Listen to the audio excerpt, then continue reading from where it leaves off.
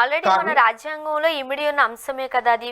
ప్రతి ఒక్క వ్యక్తికి వ్యక్తిగత స్వేచ్ఛ ఉంటుంది, వ్యక్తిగతంగా మాట్లాడే హక్కు ఉంది, వ్యక్తిగతంగా వాళ్ళు ఏ మతాన్నైనా సరే ఫాలో అవ్వచ్చు. మనం చదువుకున్న విషయాలే, తెలిసిన విషయాలే.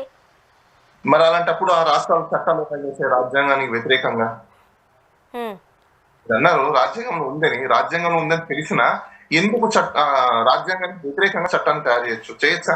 అసలు చట్టంలో ఏముందో మరి మీరు చెప్పాలి. ఇప్పుడు నేను అన్న మాట చదువుకున్న విషయము అవునా కదా. మనకు ఎలా తెలిసింది, చిన్నప్పటి నుంచి మన హక్కుల గురించి, మన బాధ్యతల గురించి మనం చదువుకుంటేనే మనకు తెలిసింది. ఇప్పుడు రాజ్యాంగంలో ఏ వ్యక్తి అయినా మాట్లాడే హక్కును కలిగి ఉన్నారు, ఏదైనా మతాన్ని స్వీకరించే హక్కు ఇండిపెండెంట్గా ఎవరికి ఉంది కదా. పోనీ లేదా, మీరేం చెప్తారు? ఉన్నప్పుడు ఆయా రాష్ట్రాలు అట్లా ఎందుకు చట్టాలను తీసుకొచ్చాయంటారు? ఎస్, కరెక్ట్ క్వశ్చన్ వేస్తారు మీరు. మనకు రాజ్యాంగం ఉన్నా కూడా ప్రజలకి వాటి గురించి అవగాహన లేకపోవడం ఒకటి. రెండో విషయం ఏంటంటే ఇప్పుడున్న ప్రస్తుతము వాట్సాప్ ప్రపంచంలో ఈ ఆర్ఎస్ఎస్ బీజేపీ భావజాలాన్ని ఎక్కువగా వీళ్ళు స్ప్రెడ్ చేసే విధానం ఒకటి. ఈ రెండింటి వల్ల నిజాన్ని ఈ రోజు మనం మర్చిపోయాం తెలుసుకోవడం. ఈ నిజం అనేది ఎప్పుడైతే తెలుసుకోవడం మర్చిపోయామో, ఒక యూనిలేటరల్ సిస్టమ్ లో హై హ్యాండెడ్ యాక్షన్స్ తో, డిక్టేటర్షిప్ అనే ఒక కాన్సెప్ట్ తో వీళ్ళు ఏం చేశారంటే ఆయా కొన్ని రాష్ట్రాలలో ఇలాంటి నల్ల చట్టాలు అంటే బ్లాక్ లాస్ ని తీసుకొచ్చారు. అది కూడా రాజ్యాంగానికి విరుద్ధంగా. ఈ రాజ్యాంగానికి విరుద్ధంగా తీసుకొచ్చిన చట్టాల వల్ల చాలా నష్టం జరిగిపోతుందని భావించిన చాలా మంది కోర్టులలో కేసులు వేయడం, దాని మీద ఛాలెంజ్ చేయడం జరిగింది. ఒకవేళ అది వాళ్ళు కోర్టులో కేసులు వేసి సక్సెస్ అయ్యారు అనుకోండి, వీళ్ళ భావజాలాలు మొత్తం అంతా తుడిచిపెట్టుకొని వెళ్ళిపోతాయి. సో మీకు సుప్రీం కోర్టులో వాళ్ళకేంటంటే లాయర్లు ఎలా వాదిస్తారో అవగాహన ఉంది, ఏ లాయర్ ఏ విధంగా వాదిస్తారు అని చెప్పేసి. కానీ ప్రవీణ్ పగడాల దగ్గర ఉన్న సమాచారం ఏంటో, ఆయన దగ్గర ఉన్న ఎవిడెన్స్ ఏంటో, ఆయన దగ్గర ఉన్న ఇన్ఫర్మేషన్ ఏంటో, ఆయన ఏ విధంగా వాదిస్తాడో అనేది ఎవరికి తెలియదు కదా. సో అక్కడ అందరినీ మేనేజ్ చేయవచ్చు కానీ ప్రవీణ్ పగడాలని మేనేజ్ చేయలేము కదా. సో అతన్ని ఒకవేళ మేనేజ్ చేయలేకపోతే, ఒకవేళ గెలిస్తే పరిస్థితి ఏంటి? సో మొత్తం దేశం అంతా మళ్ళీ అందరికీ ఎస్ రాజ్యాంగ పరంగా మనకు హక్కు ఉంది కాబట్టి ఎవరు ఏ మతాన్నైనా స్వీకరించచ్చు అనే భావన, దాని యొక్క అంశము ప్రజలలోకి ఇప్పుడున్న సోషల్ మీడియా రూపంలో వెళ్ళిపోతే ఒక మిజైల్ లా వెళ్ళిపోతే పరిస్థితి ఏంటి అని భావించే కొన్ని జాతులకు సంబంధించిన, మతాలకు సంబంధించిన కొన్ని అసోసియేషన్స్ కావచ్చు, లేకపోతే సంఘాలు కావచ్చు, వీళ్ళందరూ చేసే అవకాశాలు ఉన్నాయి అని అది క్లియర్ కట్ గా ఎస్టాబ్లిష్ చేస్తుంది. సో మాకు అక్కడ ఆ మోటివ్ కూడా కనిపించింది కాబట్టి ఇది ప్రీ ప్లాన్డ్ మర్డర్ అనే భావించడము. దాని గురించి మేము రీపోస్ట్ మార్టం అండ్ అలానే సిట్టింగ్ హైకోర్టు జడ్జితో కమిషన్ ఏర్పాటు చేసి ఎంక్వైరీ చేయాలని చెప్పి కూడా అడగడం అయితే జరుగుతుంది. అంటే సాధారణంగా మన యొక్క ఈగో అనుకోవచ్చు, లేకపోతే మనం ఏదైతే ఒక ఉద్దేశం ఉందో దాన్ని నెరవేర్చుకోవడానికి సొసైటీలో రకరకాల దారులు ఉన్నాయి. చాలా సందర్భాలలో పోలీసులకు సంబంధించో, జడ్జిలకు సంబంధించో, లేదంటే న్యాయస్థానాలకు సంబంధించో ఎక్కడో కాస్త తడబడుతున్నాయంటూ మన వార్తల్లో చూస్తూ ఉంటాము. కొన్ని సందర్భాలు కూడా మనం వింటూ ఉంటాం, చూస్తూ ఉంటాం మీడియాలో. మరి ఒక వ్యక్తిని చంపేయడం ఒక్కటే అల్టిమేటా? అది తప్ప వాళ్ళకి ఇంకొక దారి లేదు అని అనుకోవాలా? వెంటపడి చంపేశారు అని అనుకోవాలా? అండి, ఏ వ్యక్తి అయినా దేనికి భయపడతారు? మాక్సిమం చావు, రైట్? ఇప్పుడు మనం రీసెంట్ గా చూసాం, ఉగ్రవాదులు వచ్చారు, మన టూరిస్టులని చంపేశారు. ఎందుకు చంపారు? ఎందుకు చావు పెద్ద లక్ష్యం అయిపోయింది. చంపినప్పుడు మనిషి భయపడతాడు. ఒక వ్యక్తిని చంపితే 1000 మంది భయపడతారు, ఒక వ్యక్తిని కొడితే 1000 మంది భయపడతారు. సో ఇది ఈ ఫండమెంటల్ ఫార్ములాలో ఉన్నాం మనం ప్రెసెంట్ అయితే. ఓకే. సో కాబట్టి ఇప్పుడు అతని ప్రవీణ్ పగడాలని అడ్డుకుంటే ఇంకా 1000 మంది పాస్టర్లను అడ్డుకోవచ్చు, భయపడతారు. సో ఇంకొక ఆ రేంజ్కి వెళ్ళాలన్నప్పుడు భయం వస్తుంది. అందుకోసమే ఇలాంటి పొలిటికల్ వెండేటా అనొచ్చు, లేకపోతే రిలీజియస్ వెండేటా అని చెప్పొచ్చు. అంటే దీంట్లో పొలిటికల్ ఇంటర్వెన్షన్ ఉంటుంది. ఆ పొలిటికల్ పార్టీస్ కొన్ని మతాలని తీసుకొని, వాటి యొక్క నినాదాలను తీసుకొని, వాటి యొక్క పాలసీని తీసుకొని రాజకీయాలు చేస్తున్న రాజకీయ పార్టీలు ఇన్వాల్వ్మెంట్ అనేది ఉంటుంది.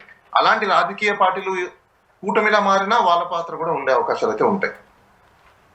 ఇప్పుడు పోలీసు సుమారుగా 100లో సీసీటీవీ ఫుటేజ్ చూపిస్తున్నారు. ఓకే. సో అక్కడ మీకున్న అనుమానాలు ఏంటి? సాధారణంగా మా దగ్గరకు వచ్చిన అనుమానాలు మనం వ్యక్తం చేసినట్లయితే, ఒక లారీ వెళుతుంది, బస్సు, ఈయన ఎలా పడిపోయారు, అయినా సరే హెల్మెట్ తీయలేదు, అది గ్రాఫిక్ అయి ఉండొచ్చు, ఇంకోటి ఏ అయి ఉండొచ్చు అని రకరకాల వాదనలు. ఇలా ఎవరికి నచ్చినట్టు వాళ్ళు తమ యొక్క అనుమానాలను బయటకు వ్యక్తీకరిస్తున్నారు. మీరు చూసిన దాంట్లో మీకున్న అనుమానాలు ఏంటి? అక్కడ పడింది బ్లడ్ కూడా కాదు, లైక్ ఏదైనా నమిలి ఊసేస్తే వచ్చిన కలర్ అదని కూడా కొంతమంది వాదిస్తున్నారు. మీరేమంటారు? ఒకటండి, ఏది ఏమైనా మనకు తెలిసిన కామన్ సెన్స్, దీంట్లో పెద్ద రాకెట్ సైన్స్ ఏం లేదు. స్కూటీలో కింద పడితేనే ఇప్పట్లో ఎన్ని దెబ్బలు తగులుతాయో మనకు అందరికీ తెలుసు. 30 కిలోమీటర్ స్పీడ్ లో వెళ్తేనే, 35 కిలోమీటర్ స్పీడ్ లో వెళ్తేనే కింద పడితే ఏ రెండు దెబ్బలు తగులుతాయో మనకు తెలుసు. అలాంటిది ప్రవీణ్ పగడాల గారు అన్ని చోట్ల పడ్డారు, కింద పడ్డారు, వెహికల్ కి మాత్రం ఎటువంటి డ్యామేజెస్ జరగవు. అవుతామండి, వెహికల్ కి డ్యామేజ్ జరగకుండా ఎక్కడైనా ఉంటుందండి? అదొక పెద్ద మిస్టరీ. కానీ ఫైనల్ యాక్సిడెంట్ ప్రవీణ్ పగడాల చనిపోతాడు, వెహికల్ మాత్రం అలానే బాగుంటుంది. వెహికల్ మాత్రం ఎటువంటి, అలాంటిది బుల్లెట్ 70 కిలోమీటర్ స్పీడ్ లో బుల్లెట్ వచ్చి ఆ 6 అడుగుల లోపల ఉన్న లోయలో అంత స్పీడ్ లో పోయి పడితే అసలు బుల్లెట్ ఆ విధంగా ఉంటుందా? మొత్తం బజ్జలు అయిపోతుంది, ముక్కలు అయిపోతుంది, బెండ్ అయిపోతుంది అన్ని. అసలు ఈయన బాడీ ఎక్కడో వెళ్ళిపోయి పడిపోతుంది. How it is possible? కొంతమందితో మాట్లాడినప్పుడు అలా కూడా పడే అవకాశాలు ఉన్నాయి, ఛాన్సెస్ ఉన్నాయి అంటున్నారు. Is it possible? 100కి 100% అలా పడే అవకాశాలే లేవు. ఏ విధంగా దాన్ని సీన్ రీకన్స్ట్రక్షన్ చేసుకొని మీరు కింద పడి 10 సార్లు ట్రై చేసినా, ఏ విధంగా మీరు యాక్సిడెంట్ ని ట్రై చేసినా అలా పడే అవకాశాలు అయితే లేవండి. పోనీ అలా పడే అవకాశాలు ఉన్నాయని చెప్పేసి దాని ఎక్స్పర్ట్స్ ఎవరు రిపోర్ట్ ఇవ్వాలి? ఆర్టీఓ వాళ్ళు ఇవ్వాలి. ఆర్టీఓ వాళ్ళు రిపోర్ట్ ఇచ్చారా?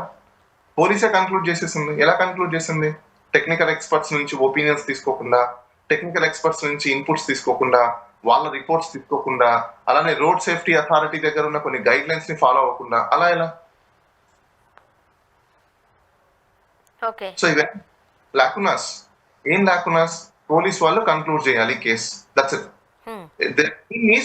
They don't want to find out the truth. అంటే సరే, ఇక్కడ మీ పాయింట్ దగ్గరకు వద్దాం. ఒక మతానికి సంబంధించి స్టాండ్ తీసుకుని కొన్ని రాష్ట్రాలకి ఆయన ఫైట్ చేస్తున్నారు కాబట్టి, ఆయన వాయిస్ వినిపిస్తున్నారు కాబట్టి ఆ వాయిస్ను నొక్కే ప్రయత్నం చేశారు కొంతమంది. అయితే ఆ కొంతమంది ఎవరో చేస్తున్నప్పుడు ప్రభుత్వాలు కాపాడాల్సినంత అవసరము ప్రభుత్వాలు ఇంత ఫాస్ట్గా క్లోజ్ చేసేద్దామన్న ఆతృతో ఎందుకుందంటారు? ప్రభుత్వాలకి ఏముందా అవసరం? ప్రభుత్వాలలో ఇప్పుడు ఏదో ఒక వ్యక్తి ఏదో ఒక పొలిటికల్ పార్టీకి చెందిన వ్యక్తే ఉంటాడండి. సో వాళ్ళకి గవర్నమెంట్ షెల్టర్ అనేది ఇండైరెక్ట్లీ కామన్ గా ఉంటుంది. ఉండదు అనే దానికి లేదు. ఎందుకంటే మీకు బెస్ట్ కేసెస్ చాలా చెప్తాను నేను. రకరకాల సందర్భాలలో అమ్మాయిని చంపేయడం కావచ్చు, యాక్సిడెంట్ జరిగిపోవడం కావచ్చు, ఇవన్నీ జరిగినా ఇప్పుడు మనం ఎందుకు ఉత్తరప్రదేశ్ లేకపోతే నార్త్ సైడ్ ఎన్నో అరాచకాలు జరిగాయి. మన కళ్ళ ముందర మనం వీడియోలు చూస్తాం. అది ఆర్ఎస్ఎస్ బీజేపీకి సంబంధించిన లీడర్లు, రైట్? కానీ ఏం జరిగింది అక్కడ?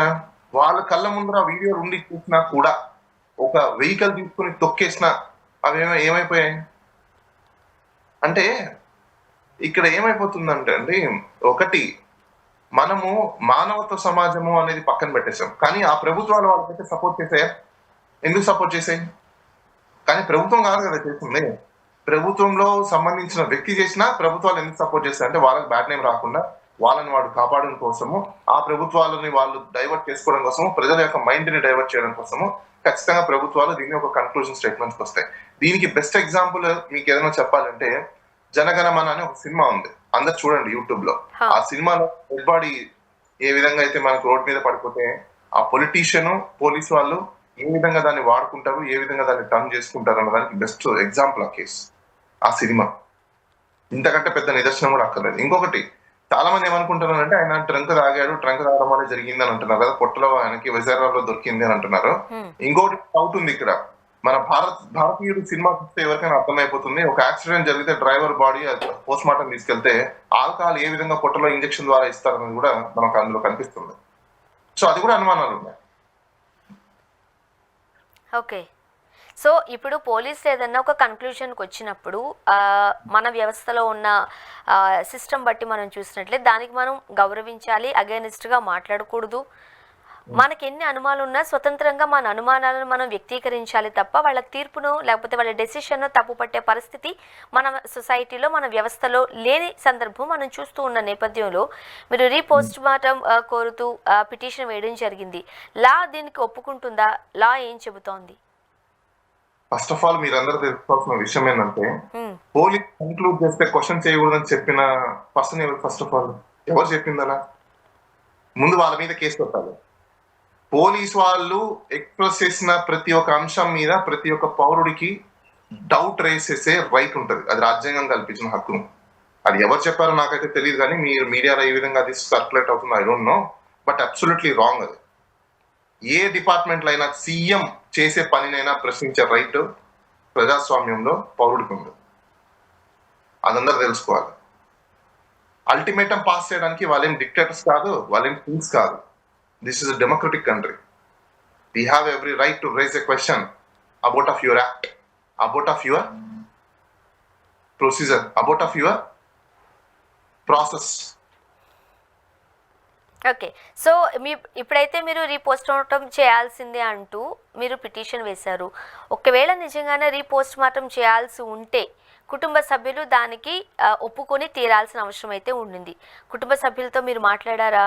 వాళ్ళు దానికి అంగీకరించే అవకాశాలు ఉన్నాయి అంటారా? నెక్స్ట్ ఏంటి మీ ప్లాన్? ఏం చేయాలనుకుంటున్నారు? ఒకటండి, కొన్ని ఎక్స్ట్రాడినరీ సర్కమ్స్టాన్సెస్ లో కుటుంబ సభ్యులు కన్సెంట్ లేకపోయినా పబ్లిక్ ప్రతి ఒక్కరికి కూడా రైట్ అనేది వస్తుంది ఓవర్ ద బాడీ. ఎందుకంటే he's not an individual person, a family belongs to person, he's a societical person, he's belong to the society. అంటే అతని ఫాలో అయ్యే చాలా మంది జనాలు ఉంటారు. అతను ప్రీచర్. సో ప్రీచర్ అంటే ఎవరు? 10 మందికి అతను చేస్తుంటారు. అంటే అతను ఎంతో మంది ఫాలో అవుతుంటారు. ఎంతో మంది కుటుంబాలలో ప్రజలు ఎంతో మంది ఆయన అభ్యసించి ఆయనని వెనకాల నడిచే వాళ్ళు చాలా మంది ఉంటారు. వాళ్ళందరికీ కూడా ఖచ్చితంగా ఆన్సర్ కావాలిగా, కుటుంబానికి ఒకరికి కాదుగా. ఈరోజు నష్టపోయిన సమాజం కూడా కదా, వాళ్ళ జాతి కూడా కదా. సో ఆ జాతికి కూడా రైట్ అనేది ఖచ్చితంగా వస్తుంది. వాళ్ళు కూడా క్వశ్చన్ చేయొచ్చు. వాళ్ళు కూడా రీపోస్ట్ మార్టం చేసి ఆయన నిజమైన కారణం ఏంటి ఆయన చావుకి అని తెలుసుకోవాల్సిన రైట్ ప్రతి ఒక్కరికి ఉంటుంది. సో మీరేంటి, మీ నెక్స్ట్ స్టెప్ ఏంటి ఫైనల్గా చెప్పండి. ఆల్రెడీ మేము దీనికి సంబంధించి రీపోస్ట్ మార్టం అండ్ సిట్టింగ్ జడ్జితో ఎంక్వైరీ చేయాలని చెప్పేసి అని పిఎల్ రెడీ చేస్తున్నాము. అది ఫైల్ చేస్తున్నాము. ఓకే. నెక్స్ట్ చూడాలి, ఇంకా కోర్టులో అది వస్తుంది, హైరింగ్ వస్తుంది. ఓకే. అప్పుడు చూడాలి. థ్యాంక్ యూ సో మచ్ అండి.